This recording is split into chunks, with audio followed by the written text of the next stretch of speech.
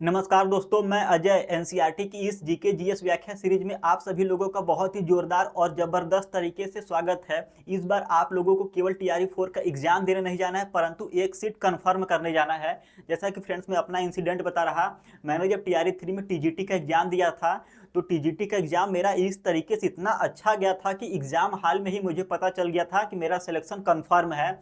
और exam hall से बाहर निकलने के बाद मैंने अपना फ़ोन ऑन किया, पहला कॉल भैया को मिलाया और भैया को मैंने बोला कि मतलब कंफर्म हो गया एक सीट। तो फ्रेंड्स, आप लोगों को टीआरई 4 में इस तरीके से तैयारी करनी है, मतलब इतने कॉन्फिडेंस के साथ, इतना जोश और जुनून के साथ। देखिए, जोश और जुनून होना अच्छी चीज़ है तैयारी के लिए, परंतु उससे भी बड़ी चीज़ है कि आप लोगों को एक सही गाइडेंस, सही मेंटरशिप मिले। देखिए, पढ़ने के लिए दुनिया में बहुत सारे पब्लिकेशन, बहुत सारे बुक्स है, सब कोई बोलेगा कि मेरा बेस्ट है। मान के चलिए कि बेस्ट होगा भी, तो आपको हर बेस्ट चीज़ें नहीं पढ़ना है। उन सभी बेस्ट में से केवल एक दो चीज़ों को पढ़ना है सही तरीके से, उसी को बार बार प्रैक्टिस, बार बार रिवाइज करना है, ताकि आप आगामी एग्जाम में, जैसे कि टीआरई 4 है, उसमें सफलता हासिल कर सको। तो आपको कम समय में अच्छे रिसोर्सेज को बार बार पढ़ना पड़ेगा सिलेक्शन के लिए। तो फ्रेंड्स, अगर आप टीआरई 4 के एस्पिरेंट हो तो हमारे इस चैनल को अवश्य सब्सक्राइब करें, क्योंकि आपका कुछ नहीं जाएगा, परंतु सब्सक्राइब करने के बाद अगर आप हमारे रेगुलर वीडियो को वॉच कर लोगे तो आपको एक ऐसा माइंडसेट मिलेगा, सिलेक्शन वाला माइंडसेट मिलेगा। क्योंकि मैंने खुद सिलेक्शन लिया है, न केवल सिलेक्शन लिया है बल्कि जूनियर और टीजीटी दोनों में रैंक लाया है अच्छा खासा। तो देखिए, अगर आप हमारे रेगुलर वीडियोज को वॉच करोगे तो आपके अंदर वो कॉन्फिडेंस आएगा, वो मतलब मेंटेलिटी आएगी, वो माइंड मैप मिलेगा कि सिलेक्शन लेने के लिए किन चीज़ों को छोड़ा जाता है, किन चीज़ों को किस तरीके से पढ़ा जाता है। जी हाँ फ्रेंड्स, सबसे ध्यान रखिए, सिलेक्शन लेने के लिए जितना ज़्यादा पढ़ना जरूरी है, उससे कहीं ज़्यादा जरूरी है कि मुझे किन चीज़ों को अवॉइड करना है। जब तक बहुत सारी चीज़ों को अवॉइड नहीं करोगे, तब तक आप सही तरीकों को फाइंड नहीं कर पाओगे, आप उलझ के रह जाओगे, फिर आपका टीआरई 4 आपके हाथों से निकल के रह जाएगा। तो देखिए फ्रेंड्स, हम लोग शुरू किए हैं एनसीईआरटी की जीके जीएस व्याख्या सीरीज। इस व्याख्या सीरीज का ये क्लास नंबर 5 है, और मैं गारंटी दे रहा कि साइंस की इस वाली सीरीज को जो शुरू से लेकर लास्ट तक कंटिन्यू कर लेगा, जो उनका साइंस आता है जीएस वाले सेक्शन में 8 नंबर का, 8 में 8 गारंटीड बना के लाएंगे। और जिनका प्राइमरी में 18 नंबर साइंस आता है, और जूनियर और टीजीटी में जिनका सब्जेक्ट है उसमें भी maximum number of question NCERT की इस सीरीज से देखने को मिलेंगे। तो ये कोई ऐसा वैसा कंटेंट नहीं है, एकदम पीवाईक्यूज और एनसीईआरटी का एग्जाम्पलर, और एनसीईआरटी की लाइन बाय लाइन हर एक फैक्ट को इसमें कवर अप किया गया है। तो इस क्लास को आप अंडर एस्टिमेट करने की कोशिश करिएगा नहीं। एक बार फिर से कर रहा, टीआरई 4 के लिए आप लोग इस चैनल पर अगर आए हो, वीडियो वॉच कर रहे हो, अभी तक सब्सक्राइब नहीं किया है तो चैनल को सब्सक्राइब कीजिए, आप ही का फायदा होगा सब्सक्राइब करने के बाद। तो चलिए हम लोग इस सीरीज को शुरू करते हैं।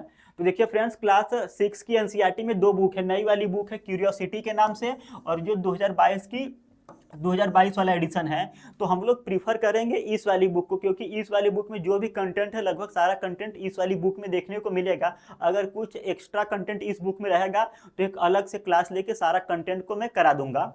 तो हम लोग फिलहाल इस बुक को कंटिन्यू कर रहे हैं। और देखिए फ्रेंड्स, आज की क्लास में हम लोग इस वाली बुक से हम लोग पढ़ेंगे दो चैप्टर को, चैप्टर 6, चैप्टर 7 और चैप्टर 8। चैप्टर 7 और 8 उतना ज़्यादा इंपॉर्टेंट नहीं है, मतलब एग्जाम के पर्सपेक्टिव से क्वेश्चन नहीं है। जो चैप्टर नंबर 6 है उससे मैक्सिमम नंबर ऑफ क्वेश्चन आप लोगों को एग्जाम में देखने को मिलेंगे, क्योंकि यहाँ पर काफ़ी ज़्यादा अच्छे अच्छे क्वेश्चन हैं। तो देखिए, पहले हम लोग आज की क्लास में कितने टॉपिक को कवर करेंगे। तो देखिए, जो चैप्टर 6 है इसमें है जीवों की विशेषताएं, वृद्धि, गति, पोषण के प्रकार, श्वसन, उत्सर्जन, उद्दीपन के प्रति, अनुक्रिया, प्रजनन, जीवन काल, आवास, जैविक व अजैविक घटक, स्थलीय आवास, जलीय आवास, अनुकूलन, उष्ण व शीत मरुस्थल, पर्वतीय क्षेत्र, घास भूमि, समुद्री आवास। प्राचीन काल में मापन की आवश्यकता, अगला चैप्टर है ये। शरीर के अंगों से दूरी का मापन और उसकी सीमाएं, मानकीकृत मात्रकों की आवश्यकता, यसाई मात्रक, छोटे और बड़े मात्रकों का रूपांतरण, मापन के उपकरण, मीटर स्केल, स्केल से सही तरीके से मापन, वक्र रेखा की लंबाई, नियमित आकृतियों का परिमाप, गति क्या है, स्थिर और गतिशील वस्तुएं, गति के प्रकार, सीधी रेखीय, वृत्तीय, आवर्ती गति। फिर अगला चैप्टर जो है प्रकाश, छाया एवं परावर्तन। इसमें पढ़ेंगे हम लोग प्रकाश के स्रोत, प्रकाश की पारदर्शिता के आधार पर वस्तुएं, छाया का निर्माण, पिन होल कैमरा, ये इंपॉर्टेंट है, यहाँ से क्वेश्चन एग्जाम में पूछा जाता है। प्रतिबिंब का परिचय, दर्पण और परावर्तन, प्रतिबिंब और छाया में अंतर, प्रतिबिंब का उपयोग। आपको देखने में टॉपिक बहुत सारा लग रहा होगा, परंतु ये टॉपिक को केवल एनसीईआरटी नाम दे रखा है, परंतु इसमें बहुत ज़्यादा कंटेंट नहीं दिया है।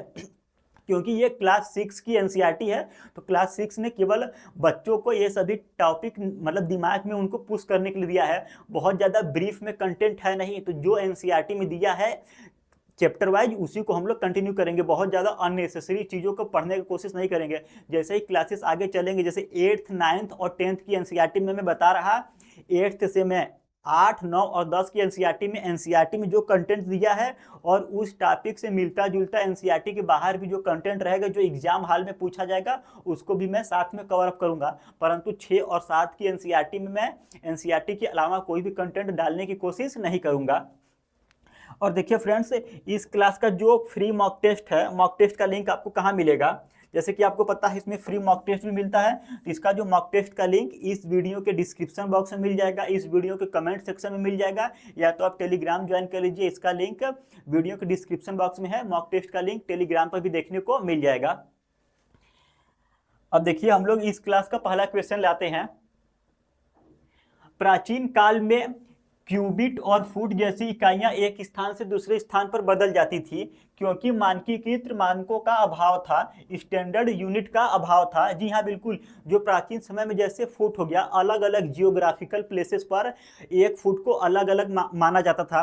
कहीं पर 1 फुट इतना हो गया, कहीं पर 1 फीट इतना हो गया, कहीं पर 1 फीट इतना हो गया, क्योंकि कोई भी अंतरराष्ट्रीय प्रणाली नहीं थी, स्टैंडर्ड यूनिट नहीं था इंटरनेशनल। तो वहां पर एक स्थान से दूसरे स्थान पर जियोग्राफिकल प्लेस चेंज होने पर उनका मात्रा भी बदल जाता था, लंबाई का। तो ये सही है, क्योंकि मानकीकृत मात्रकों का अभाव था। तो देखिए कथन और कारण दोनों सही है, तथा कारण कथन की सही व्याख्या करता है। ऑप्शन ए बिल्कुल करेक्ट है। अब देखते हैं एनसीईआरटी क्या कहना चाह रहे हैं इसके बारे में। संसार के विभिन्न भागों में लोग लंबाई के मात्रक के रूप में फुट का उपयोग करते थे। अलग अलग क्षेत्रों में फुट की लंबाई थोड़ी भिन्न थी। तो अलग अलग क्षेत्रों में फुट की लंबाई थोड़ी थोड़ी भिन्न थी। अब देखिए फ्रेंड्स, एक इंपॉर्टेंट और फैक्ट है।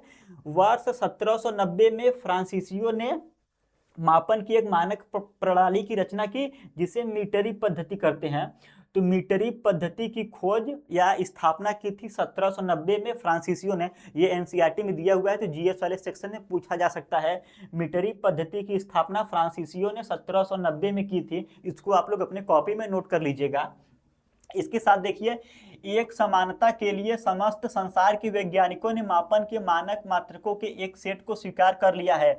आजकल जिस मात्रक प्रणाली का उपयोग हो रहा है उसे अंतरराष्ट्रीय मात्रक प्रणाली यासाई मात्रक कहते हैं। यासाई का मतलब लंबाई का यासाई में मात्रक मीटर है, और यासाई प्रणाली की स्थापना की गई थी 1960 में। 1960 में यासाई यूनिट की स्थापना की गई है।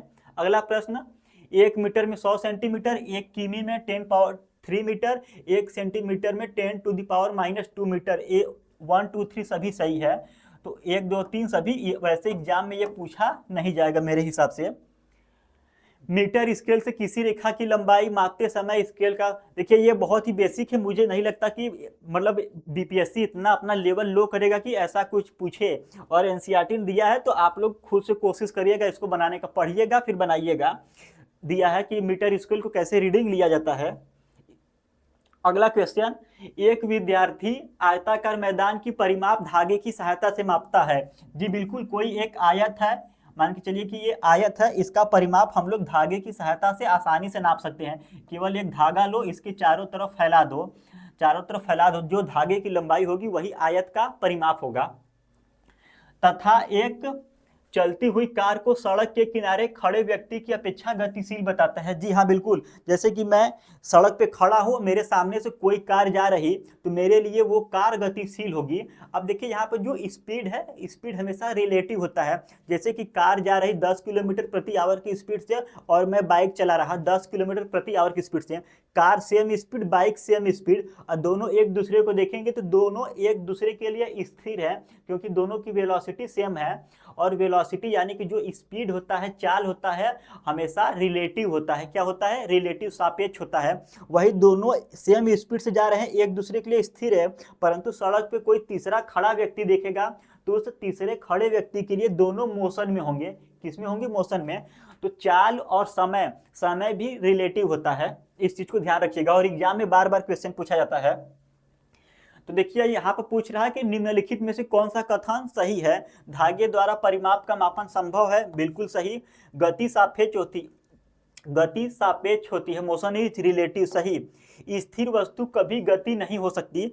देखिए मैं स्थिर हूं, मैं खड़ा हुआ हूं, स्थिर हूं, मुझे पीछे से आया कोई पुश कर दिया, मुझे ढकेल दिया, फोर्स लगा दिया, मैं मोशन में आ जाऊंगा, तो स्थिर वस्तु गतिशील हो सकती है। तो यहाँ पर 3 गलत है। इसमें सही कौन सा है? केवल 1 और 2 सही है, यानी कि ऑप्शन नंबर ए सही वाला पूछना है तो केवल ए पहला और दूसरा सही है। अगला प्रश्न देखिए, निम्नलिखित में से कौन सा सही सुमेलित है? Which of the following is correctly matched? रेलगाड़ी की सीधी पटरी पर गति सीधी रेखीय गति होती है। जो रेलगाड़ी होती है ट्रैक पे सीधे चलती है तो उसकी गति कैसी होगी? सीधी रेखीय। घड़ी की सुई की गति, घड़ी की सुई जो होती है सर्कुलर मोशन में होती है, वृत्तीय गति। घड़ी की सुई की गति वृत्तीय होती है, यानी कि पहला भी सही, दूसरा भी सही। तीसरा झूले की गति, तो जो झूले की गति होती है आवर्ती होती है, यानी कि पीरियोडिक होती है। एक झूला है, एक बार आगे जाएगा फिर पीछे आएगा, आगे पीछे इस तरीके से करेगा, तो जो झूले की गति होती है वो पीरियोडिक होती है। पहला दूसरा तीसरा सभी सही है, तो 1 2 3 इसका ऑप्शन नंबर सी। अब देखिए अगला चैप्टर है सजीव विशेषताएं एवं आवास। इसमें पीवाईक्यूज भी हैं और चैप्टर के सभी टॉपिक को line by line cover up किया गया है। तो पहला क्वेश्चन है कथन सभी सजीव वृद्धि करते हैं। जी हाँ बिल्कुल, जितने भी सजीव है, जैसे कि पेड़ पौधे भी सजीव हैं, पहले बीज रहेगा, फिर अंकुरण होगा, फिर धीरे धीरे वो पेड़ पौधे यानी कि बड़ा रूप लेंगे तो वो वृद्धि करेंगे। जैसे जीव जंतु मनुष्य हो गए, पहले बच्चे होते हैं, जब जन्म लेते हैं धीरे धीरे वो ग्रो करते हैं, तो सभी जीव वृद्धि करते हैं। कारण वृद्धि केवल आकार में वृद्धि को दर्शाता है। देखिए बिल्कुल कारण यहाँ पे गलत है, वृद्धि केवल आकार में नहीं होती। जैसे कि मान के चलिए कि इंसान है, जब पैदा होते हैं तो उनकी बॉडी छोटी रहती है, जैसे जैसे वो बढ़ेंगे तो उनकी आकार में वृद्धि होगा, परंतु उनके बॉडी में जो कोशिकाएं हैं, कोशिकाओं की संख्या में भी वृद्धि होता है, उनके द्रव्यमान में भी वृद्धि होता है। वृद्धि केवल एक चीज में नहीं होता है, वृद्धि बहुत सारे फैक्टर में होता है। तो केवल ये कहना कि उसके आकार में वृद्धि हो रहा गलत, उसकी कोशिकाओं की संख्या में वृद्धि हो रहा, द्रव्यमान में वृद्धि हो रहा, तो बहुत सारे चीजों में वृद्धि होता है। तो कथन सही है, कारण गलत है। तो इसका जो सही आंसर होगा ए सही है पर आर गलत है, यानी कि ऑप्शन नंबर सी। निम्न में से कौन सा केवल सजीवों में पाया जाता है? Which of the following is found only in living organism? तो कौन सा सजीवों में पाया जाता है? तो देखिए जो सजीव होते हैं, चाहे पेड़ पौधे हो गए, जीव जंतु हो गए या मनुष्य हो गए, सभी क्या करते हैं? श्वसन करते हैं और वृद्धि एवं प्रजनन भी करते हैं। तो देखिए जिससे मनुष्य हो गए हैं, जंतु हो गए, वो वृद्धि भी करते हैं और प्रजनन भी करते हैं, सजीव की विशेषताएं हैं। परंतु जो गति सजीव भी करता है और निर्जीव भी करता है। जैसे कि हम मनुष्य सजीव हैं, चल रहे हैं, गति कर रहे हैं, और ये पेन है, ये पेन निर्जीव है और ये भी क्या कर रहा? मोशन कर रहा। रेलगाड़ी हो गया, कार हो गया, कार निर्जीव है, सड़क पे मोशन कर रहा। तो ये गलत है, मोशन सजीव और निर्जीव दोनों करते हैं। फिलहाल इसका जो सही आंसर होगा उपर्युक्त में से एक से अधिक, ऑप्शन नंबर डी। अगला प्रश्न कथन पौधे प्रकाश की दिशा में मुड़ते हैं। जी हाँ बिल्कुल, आप कहीं पर गमले में पौधा लगा दीजिए और उसको किसी भी डायरेक्शन से सनलाइट दीजिए, जिस भी डायरेक्शन से सनलाइट आएगी पौधे की शाखाएं और पत्तियां उसी दिशा की तरफ जाएंगी। जैसे मान के चलिए कि ये गमला है, गमला में सनलाइट इधर से आ रहा, तो इसकी जो पत्तियां निकलेंगी ना इधर सूर्य की तरफ मुड़ेंगी, सनलाइट की तरफ। अब सूर्य इधर कर देंगे तो पत्तियां और शाखाएं इस तरफ जाएंगी। अगर सूर्य इस तरफ कर दिए, डायरेक्शन उसका मतलब गमले को इस हिसाब से प्लेस कर रहे हैं, तो अगर सूर्य की रोशनी इधर से आएगी तो इसकी जो पत्तियां और तना है इसके तरफ जाएंगी। तो पौधे प्रकाश की दिशा में मुड़ते हैं, यानी कि फोटोट्रॉपिज्म। फोटोट्रॉपिज्म बिल्कुल सही है, कथन सही है। कारण पौधे उद्दीपन के प्रति अनुक्रिया करते हैं। जो पौधे होते हैं स्टिमुलस के प्रति रिस्पांस करते हैं। यहाँ पर स्टिमुलस क्या हो गया? सनलाइट। तो सनलाइट के प्रति रिस्पांस करते हैं पौधे। तो कथन और कारण दोनों सही है, ए और आर दोनों सही है तथा आर ए की सही व्याख्या है। अगला प्रश्न मरुस्थल में पाए जाने वाले ऊंट में निम्न अनुकूलन पाए जाते हैं। तो जो मरुस्थल में ऊंट पाया जाता है उसकी टांगे लंबी होती है। जी हाँ बिल्कुल, ऊंट की टांगे लंबी इसलिए होती है क्योंकि मरुस्थल में होता है बालू, और बालू सनलाइट से बहुत ही जल्दी हीट हो जाता है। जब हीट हो जाएगा तो अगर मरुस्थलीय जंतु जो भी रहेगा, अगर वो सरफेस के पास रहेगा तो उसकी बॉडी जल्दी गर्म हो जाएगी। इसलिए ऊंट की टांगे बहुत ही लंबी होती है, ताकि जो उसका बॉडी है, जो मरुस्थल का जमीन है, उससे काफी ज्यादा ऊंचाई पर रहे। तो जो बालू का हीट है, उस हीट का बहुत ज्यादा इम्पैक्ट ऊंट के शरीर पर नहीं पड़ेगा, क्योंकि ऊंट की लंबी टांगों की वजह से वो जमीन पर, यानी कि बालू की सरफेस से काफी ज्यादा ऊंचाई पर हो जाएगा। इसलिए मरुस्थलीय जंतुओं की टांगे, यानी कि जो ऊंट है, उसका लंबी पैर पाया जाता है। कुबड़ में वसा का संचय, जैसे कि आपको पता है मरुस्थल में दूर दूर तक आप लोगों को कहीं भी घास और पानी देखने को नहीं मिलेगा। ऐसा नहीं कि प्लेन एरिया है, हर जगह पेड़ पौधे घास पत्तियां हैं, कोई सा भी जानवर है उसको जाके खा लिया, ऐसा नहीं होता है मरुस्थल में। तो इसलिए उनके कुबड़ में वसा का संचय होता है। और आपको पता है कि सबसे ज्यादा जो एनर्जी मिलता है फैट से मिलता है। 1 ग्राम फैट से कितनी एनर्जी मिलती है? 1 ग्राम फैट से हमको मिलती है 9 किलो कैलोरी एनर्जी मिलती है। कितनी? 9 किलो कैलोरी एनर्जी। कुबड़ में वसा का संचय। मोटी पलकों की उपस्थिति, जो उनकी आई लैसेस होती है थिक होती है, क्योंकि मरुस्थल में तेज बालू की झोंके चलती हैं। जब तेज हवाएं चलती हैं तो उसके साथ बालू उड़ कर जाता है। तो उससे प्रोटेक्ट करने के लिए, तेज हवाओं की झोंकी और बालू से प्रोटेक्ट करने के लिए, जो उनकी आंख की पलकें होती हैं काफी ज्यादा मोटी होती हैं। ABC, यानी कि उपर्युक्त में से एक से अधिक, ऑप्शन नंबर डी। अगला, जलीय पौधों में लंबी एवं खोखली डंठल होती है। जी बिल्कुल, जो जलीय पौधे होती हैं उसकी डंठल जो होती है खोखली होती है और लंबी होती है। खोखली इसलिए होती है क्योंकि उसका वॉल्यूम बढ़ जाएगा और वजन कम हो जाएगा। खोखला होने से क्या है कि उसका वॉल्यूम, यानी कि आयतन बढ़ जाएगा और डेंसिटी कम हो जाएगा। जब डेंसिटी कम होगा और आयतन बढ़ जाएगा तो आसानी से पानी के ऊपर तैरेगा, फ्लोट करेगा। इसलिए जलीय पौधों में लंबी एवं खोखली डंठल होती है। इससे वे जल की सतह पर तैर सकते हैं। बिल्कुल, लंबी और खोखली होने की वजह से उनका आयतन बढ़ जाएगा, डेंसिटी कम हो जाएगा, इसलिए वो आसानी से जल पर तैर लेंगे। तो कथन और कारण दोनों सही है। अब एनसीईआरटी क्या कह रहा है इसमें देखिए। एनसीईआरटी क्या कह रहा? जलीय पौधों में जड़ें आकार में बहुत छोटी होती हैं एवं इनका मुख्य कार्य पौधों को तलहटी में जमाए रखना होता है। जो इन पौधों, यानी कि जलीय पौधों का तना लंबा, खोखला एवं हल्का होता है। तो जलीय पौधों का तना लंबा, खोखला एवं हल्का होता है तथा जल की सतह तक वृद्धि करता है, जिससे वो आसानी से जल पर तैर सके। इन प्रॉपर्टीज की वजह से इन प्रॉपर्टीज की वजह से सॉरी इन प्रॉपर्टीज की वजह से जल पर तैरती हैं। थोड़ा सा मैं वाटर पी ले रहा क्योंकि मेरा वर्ड लैप्स करने लगा। अब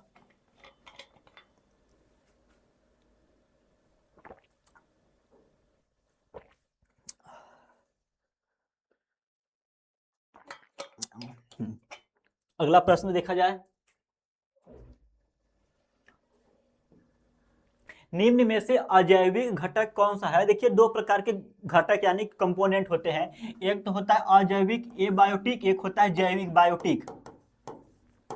एक होता है बायोटिक जैविक और अजैविक। तो अजैविक में हम लोग को क्या आ जाएगा? तापमान, जल, वाटर, मतलब कि जिसमें जीव नहीं हो, जिसमें एक लाइफ नहीं हो, उसको बोलेंगे अजैविक घटक, अबायोटिक कंपोनेंट। जैविक घटक में, यानी कि बायोटिक कंपोनेंट में हम लोगों का पेड़ पौधे, पशु पक्षी, इंसान, सभी चीजें आ जाएंगी बायोटिक कंपोनेंट में। तो यहाँ पर पूछा है अजैविक में तापमान, जल, मृदा। तो उपर्युक्त में से एक से अधिक, ऑप्शन नंबर डी। 2 प्रकार के कंपोनेंट होते हैं, एक जैविक और अजैविक। जैविक में पशु पक्षी, पेड़ पौधे, मनुष्य, इंसान, कुत्ता, बिल्ली, भेड़, बकरी, सब कुछ आएंगे, ये सभी आएंगे जैविक में। सभी सजीवों को ऊर्जा की आवश्यकता होती है। जी हाँ बिल्कुल, सभी सजीव को ऊर्जा की आवश्यकता होती है। जैसे कि इंसान हो गए या सभी प्रकार के जानवर हो गए, वो ऊर्जा के लिए फल खाते हैं, अनाज खाते हैं, ये सब चीजें खाते हैं। परंतु जो पौधे होते हैं, पौधे ऊर्जा के लिए फोटोसिंथेसिस करते हैं, फोटोसिंथेसिस से वो ऊर्जा प्राप्त करते हैं। तो सभी सजीवों को ऊर्जा की आवश्यकता होती है। कथन सही है। ऊर्जा पोषण की प्रक्रिया से प्राप्त होता है, कारण भी सही है। ए और आर दोनों सही है तथा आर एक ही सही व्याख्या है। पर्वतीय क्षेत्र में पाए जाने वाले पशुओं में निम्न अनुकूलन पाए जाते हैं। जो पर्वतीय क्षेत्र में पशुएं पाए जाते हैं उनमें कौन कौन से अनुकूलन पाए जाते हैं? देखिए, पर्वतीय क्षेत्र वाले पशुओं में घने बाल पाए जाते हैं, तीव्र गति और चौड़े खुर, ये तीनों गुण पाए जाते हैं। देखिए, ऐसा क्यों होता है? जो पर्वतीय क्षेत्र होता है वो ऊंचे स्थानों पर होते हैं, और आपने जियोग्राफी पर पढ़ा होगा कि ऊंचाई बढ़ने से टेम्परेचर कम होगा। जैसे जैसे ऊंचाई बढ़ेगी इन्वायरमेंट का टेम्परेचर कम होने लगता है। तो पर्वतीय क्षेत्र में ऊपर टेम्परेचर कम रहेगा तो उनके शरीर पर लंबे घने बाल पाए जाते हैं। लंबे घने बाल होने की वजह से उनका शरीर टेम्परेचर को सह लेता है, वो ठंड से बच जाते हैं। तीव्र गति पाई जाती है। जो पर्वतीय क्षेत्र वाले पशु होते हैं वो अपने आप को सुरक्षित रखने के लिए उनका जो बॉडी मूवमेंट होता है तीव्र होता है, यानी कि वो तेज गति से भाग और दौड़ सकते हैं अपने आप को प्रोटेक्ट करने के लिए। चौड़े खुर होते हैं, जैसे कि पर्वतीय क्षेत्र हो गया, ग्लेशियर वगैरह में हो गए, या तो ढलान वाला एरिया है पर्वतीय क्षेत्र, तो उनका जो पैरों का नाखून होता है खुर चौड़ा होता है, ताकि वो जब ढलान पर चढ़ रहे हैं या उतर रहे हैं तो वो स्कीड ना करे, उनको मजबूत पकड़ के लिए बर्फ में चट्टानों पर चौड़े खुर पाए जाते हैं। तो ये तीनों गुण जो क्वालिटी है पर्वतीय पशुओं में पाई जाती है। तो इसका जो सही आंसर होगा उपर्युक्त में से एक से अधिक, ऑप्शन नंबर डी। अब एनसीईआरटी क्या कह रही? पर्वतीय क्षेत्र ये आवास क्षेत्र सामान्यतः बहुत ठंडे होते हैं और इनमें तेज हवा चलती है। कुछ क्षेत्रों में शीतकाल में भी हिमपात होता है। पर्वतीय क्षेत्रों में पौधे एवं जंतुओं की अनेक प्रजातियां पाई जाती हैं। बिल्कुल। अब देखिए, पर्वतीय क्षेत्र में पाए जाने वाले जंतु भी वहां की परिस्थितियों के प्रति अनुकूलित होते हैं। उनकी मोटी त्वचा या फर ठंड से उनका बचाव करती है। उदाहरणतः शरीर को गर्म रखने के लिए याक का शरीर लंबे बालों से ढका रहता है। देखिए, शरीर को गर्म रखने के लिए जो याक है उसका शरीर लंबे बालों से ढका रहता है। पहाड़ी तेंदुओं के शरीर पर फर होते हैं, यह बर्फ पर चलते समय उसके पैरों को ठंड से बचाता है। पहाड़ी बकरी के मजबूत खुर होते हैं, मजबूत का मतलब चौड़ा भी होगा, पकड़ भी मजबूत होगी। पहाड़ी बकरी के मजबूत खुर उसे ढालदार चट्टानों पर दौड़ने के लिए अनुकूलित बनाते हैं। तो ये सभी क्वालिटीज होती हैं। अगला प्रश्न, कथन प्रजनन सजीवों की संख्या बनाए रखने के लिए आवश्यक है। जी बिल्कुल, अगर कोई भी जीव प्रजनन नहीं करेगा तो एक समय के बाद उसकी जो प्रजाति है समाप्त हो जाएगी। तो उस प्रजाति की निरंतरता को बनाए रखने के लिए प्रजनन करना आवश्यक है। सभी सजीव अमर होते हैं, गलत। कोई भी सजीव अमर नहीं होता, सबकी एक फिक्स्ड टाइम पीरियड होता है। एक फिक्स्ड टाइम पीरियड के बाद उनका मृत्यु होना निश्चित है। तो इसका जो क्या सही है, ए और आर दोनों गलत। ए सही है, आर गलत है, यानी कि ऑप्शन नंबर सी, ए सही आर गलत। सभी सजीव प्रजनन प्रक्रिया द्वारा अपने समान अनेक संतान उत्पन्न करते हैं। अगर प्रजनन नहीं करेंगे तो एक समय के बाद उनकी पीढ़ी समाप्त हो जाएगी। समुद्री मछलियों में निम्न में से कौन सा अनुकूलन पाया जाता है? तो जो समुद्री मछलियां होती है वो उनमें गलफड़े होती हैं। धारा के अनुरूप शरीर का आकार स्ट्रीमलाइंड बॉडी होती है। जो मछलियां होती हैं उनकी बॉडी जो होती है धारा रेखीय होती है, जिससे वो आसानी से पानी को चीरते हुए आगे बढ़ें। देखते हो मछलियां पानी में ऐसे चलती हैं, पानी को चीरते हुए आगे बढ़ती हैं। तो उनका जो शरीर होता है स्ट्रीमलाइन बॉडी होता है। और उनमें पंख भी पाया जाता है। जैसे कि मछलियों में देखो कि इस प्रकार से पंख होता है, इस प्रकार से जो पंख होता है। तो गलफड़े भी होते हैं, शरीर की धारा के अनुरूप बॉडी भी होता है और उसमें पंख भी पाए जाते हैं। तो इसका जो सही आंसर होगा उपर्युक्त में से एक से अधिक। देखिए, बहुत से लोगों का ये क्लास बहुत ही बच्चों वाला लग रहा होगा, एकदम बेसिक से आसान लग रहा होगा। जी हाँ बिल्कुल, एकदम आसान है, परंतु क्या करें, हम लोग क्लास 6 का एनसीईआरटी पढ़ रहे हैं, तो जो कंटेंट दिया हुआ है हम लोग उसी को ना पढ़ेंगे। ऐसा नहीं कि इसको टफ बनाने के लिए अलग से अननेसेसरी कंटेंट लाकर इसमें डाल दूँ। मैं डालूंगा क्लास 8, जब हम लोग क्लास 8 की एनसीईआरटी पढ़ेंगे तो एनसीईआरटी के टॉपिक से मिलता जुलता जो भी कंटेंट एग्जाम में पूछा जाएगा उसको भी हम लोग कवर अप करते चलेंगे उसी में। तो देखिए, यहाँ पर दिया था समुद्री आवास के बारे में, यानी कि मछलियों के बारे में। जैसे कि जल में श्वास लेने के लिए इनमें गिल पाए जाते हैं, यानी कि क्लोम होते हैं। जल में श्वास लेने के लिए मछलियों में गिल्स पाए जाते हैं। अब यहाँ पर देखिए, दो चीजें आपको ध्यान रखना है, एक डॉल्फिन के बारे में और एक वेल के बारे में। डॉल्फिन और वेल, जैसे कुछ जंतुओं में गिल नहीं होते हैं, डॉल्फिन और वेल में गिल नहीं होता। ये सिर पर स्थित नासा द्वार नॉस्ट्रिल द्वारा ऑक्सीजन लेते हैं यानी कि श्वास लेते हैं।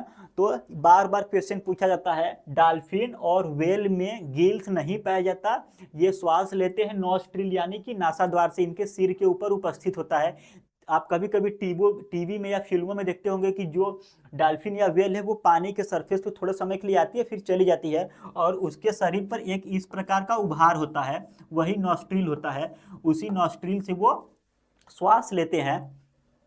अगला प्रश्न, कथन, उत्सर्जन सजीवों की एक आवश्यक प्रक्रिया है, इससे शरीर से अपशिष्ट पदार्थ बाहर निकल जाते हैं। जी हाँ, देखिए उत्सर्जन जो है एक आवश्यक प्रक्रिया है। जैसे कि मान के चलिए कि हम मनुष्य है, तो हमने जो भोजन किया, भोजन करने के बाद उसमें जो भी पोषक तत्व है उसको हम लोग, हमारी बॉडी एब्जॉर्ब कर लेगी।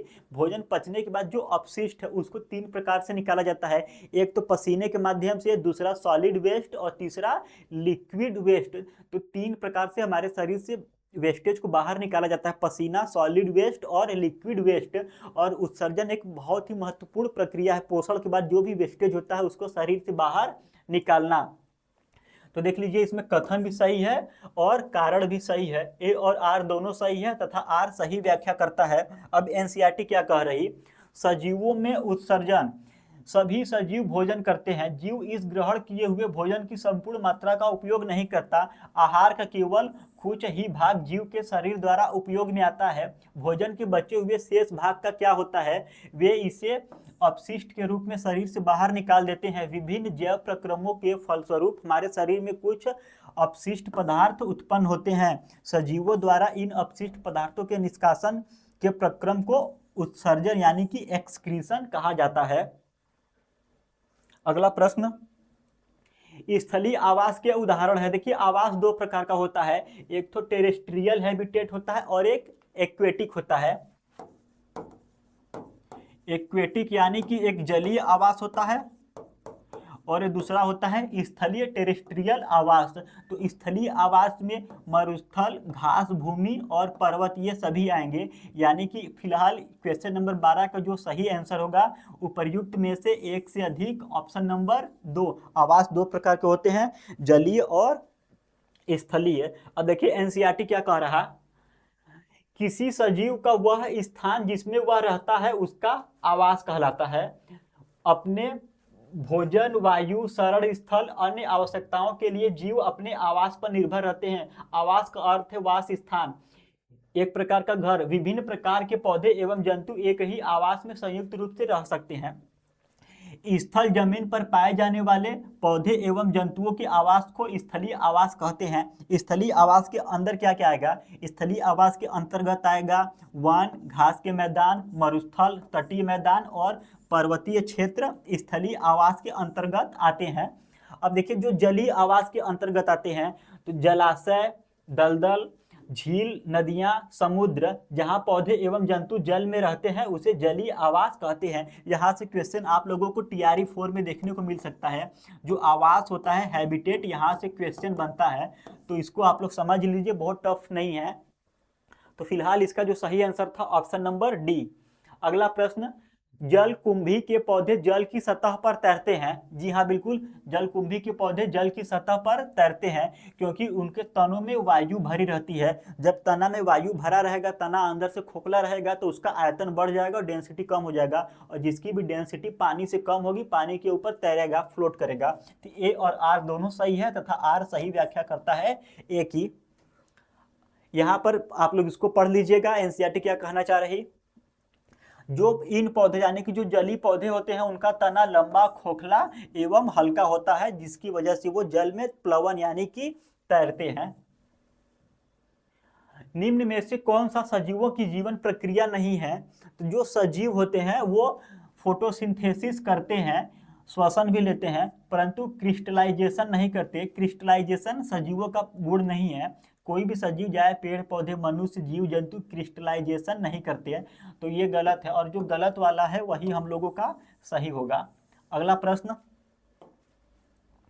कथन, आवास सजीवों को भोजन, जल एवं आश्रय प्रदान करता है। अभी हम लोगों ने पढ़ा पीछे वाले क्वेश्चन में कि जो आवास है सजीवों को भोजन, आश्रय और जल प्रदान करता है। कथन बिल्कुल सही है, कारण प्रत्येक सजीव को केवल एक ही प्रकार के आवास में रह सकता है। देखिए कथन सही है परंतु कारण गलत है। यहाँ पे बोल रहा कि प्रत्येक सजीव केवल एक ही प्रकार के आवास में रह सकता है, बिल्कुल गलत है। यहाँ पर केवल बोलने की वजह से गलत हो गया। जैसे कि जो मेंढक है, जो फ्रॉग है, ये जल में भी रहता है, मेंढक जल और स्थल दोनों में भी रहता है। तो कथन सही, कारण गलत है। तो इसका जो सही आंसर होगा ए सही है पर आर गलत है। और यहाँ पर इसको मेंशन किया था एनसीईआरटी ने, क्या कह रहा, देखिए यहाँ पर दिया है कि विभिन्न प्रकार के पौधे एवं जंतु एक ही आवास में संयुक्त रूप से रह सकते हैं। अगला प्रश्न देखिए, अब हम लोगों का चैप्टर 8 पे आ गए। जो चैप्टर 8 है, यहाँ से देखिए बहुत ही मतलब बहुत ज़्यादा क्वेश्चन नहीं बनेगा। तो जो भी टॉपिक है मैंने सारे टॉपिक को कवर अप किया है। प्रश्न 1, चंद्रमा को दीप्तिमान वस्तु नहीं माना जाता, लुमिनस ऑब्जेक्ट नहीं माना जाता क्योंकि यह स्वयं प्रकाश उत्सर्जित नहीं करता। बिल्कुल सही है, चंद्रमा लुमिनस ऑब्जेक्ट नहीं है क्योंकि इसका अपना स्वयं का प्रकाश नहीं है। कथन सही है। कारण, हम चंद्रमा को देख पाते हैं क्योंकि सूर्य का प्रकाश उसके सतह से परावर्तित होकर हमारी आंखों तक पहुंचता है। जी, हमने बिल्कुल बचपन से पढ़ते आ रहे हैं कि चंद्रमा जो हमको दिखाई देता है, सनलाइट उस पर जाता है, सूर्य का प्रकाश परावर्तित होकर हमारे पास आता है, इसलिए हमको चंद्रमा दिखाई देता है। तो कथन और कारण दोनों सही है। तो इसका जो सही आंसर होगा ए और आर दोनों सही है तथा आर ए की सही व्याख्या करता है। अगला प्रश्न, छाया का आकार वस्तु और पर्दे के बीच की दूरी बदलने पर बदल जाती है। जी बिल्कुल, जो छाया का आकार है वस्तु और पर्दे के बीच की दूरी बदलने पर बदल सकता है। कैसे, देखिए हम लोग इसका एक प्रैक्टिकल एग्जांपल करके देखते हैं।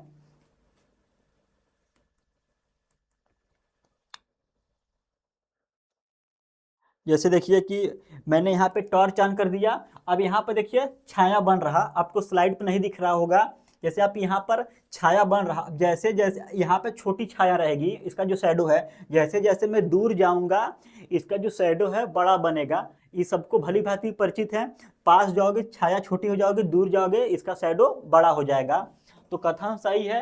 अब कारण देखिए, छाया का निर्माण केवल अपारदर्शी वस्तुओं द्वारा ही होता है। जी बिल्कुल, जो छाया का निर्माण है, हमारा हाथ है अपारदर्शी है तभी छाया का निर्माण हो रहा। अगर पारदर्शी वस्तु रहता तो लाइट दूसरी तरफ चली जाती और शैडो का फॉर्मेशन नहीं होता।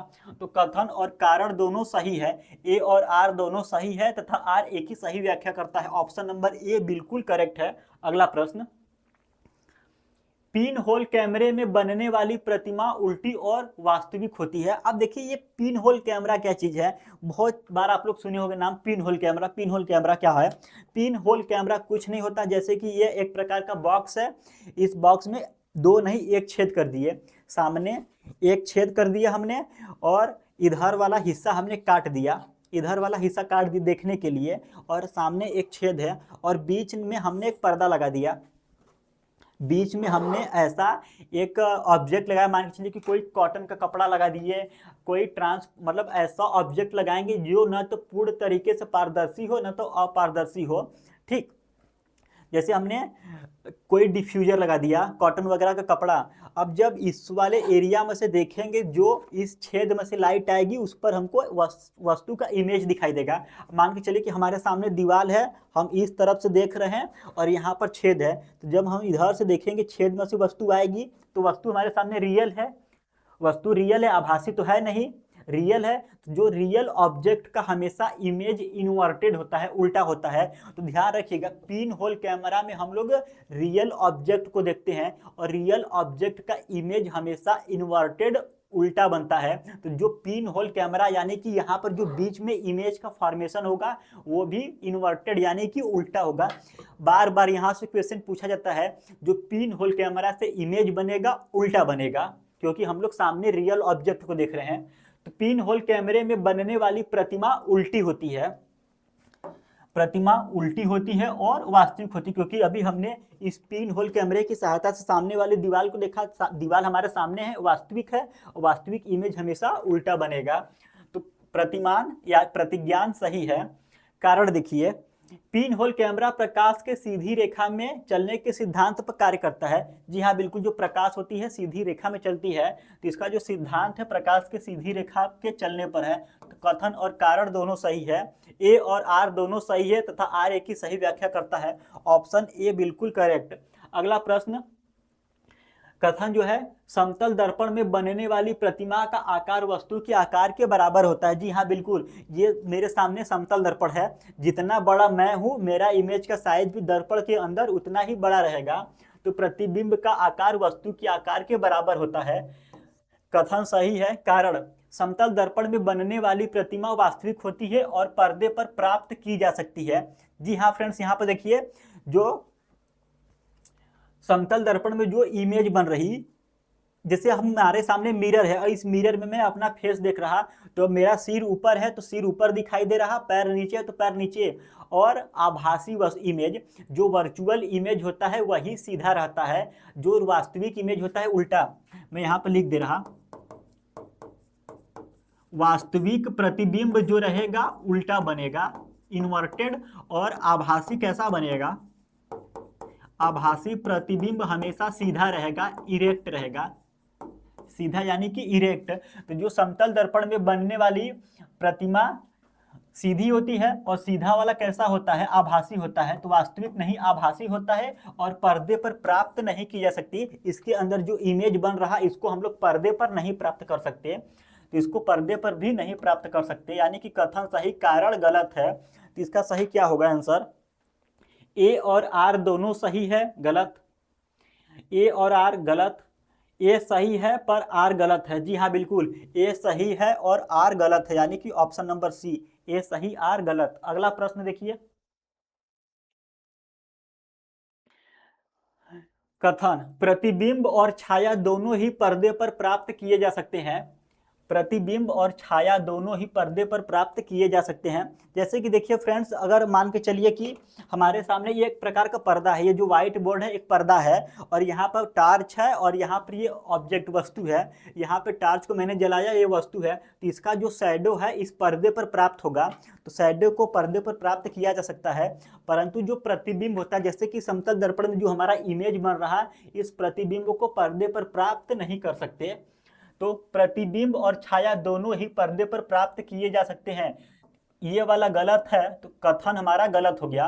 कारण, कथन तो हमारा गलत हो गया क्योंकि प्रतिबिंब को पर्दे पर प्राप्त नहीं कर सकते, छाया को प्राप्त कर सकते हैं केवल। कारण देखिए, छाया में वस्तु का केवल बाहरी आकार दिखाई देता है। जी हाँ बिल्कुल, जैसे कि ये ऑब्जेक्ट कैसा भी रहे, कितना भी कलरफुल रहे, कैसा भी इसका शेप साइज हो, जब इसका शैडो बनाएंगे तो शैडो में केवल इसका जो बाहरी लेयर है, केवल इसका बाहरी लेयर का ही शैडो दिखाई देगा। मतलब कैसा इमेज है, इसके अंदर कौन सा कलर, कौन सा डिजाइन नहीं पता चलेगा, केवल आउटर लेयर ही दिखाई देता है। तो छाया में वस्तु का केवल बाहरी आकार दिखाई देता है, जबकि प्रतिबिंब में वस्तु का विवरण भी दिखाई देता है।